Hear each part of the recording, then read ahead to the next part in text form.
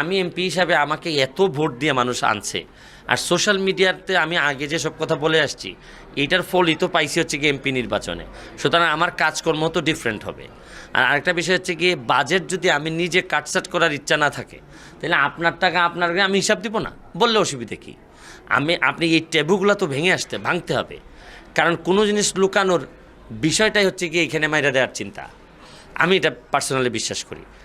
আমার বাজেট তো আমার বাপের টাকা না, এটা আমি এমপি হিসাবে কি এটা আমার টাকা, বা আমার বাপ কি উত্তরাধিকার হিসেবে রেখে গেছে?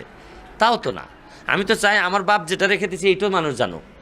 আর এটা তো রাষ্ট্রের টাকা, রাষ্ট্রের প্রতিটা পেনি, প্রতিটা পয়সা আমার কাছে হিসাব দেওয়া লাগবে। এটাই আমার দেখেন বাংলাদেশটা কত নিচে নেমে গেছে, যে রাষ্ট্রের টাকা আমি একটু হিসাব দিছি যে এইটা আমি পাইছি, এই জন্যই মানুষ কত প্রশংসা করতেছে। অথচ এটা তো আমার স্বাভাবিক দায়িত্ব। আমি তো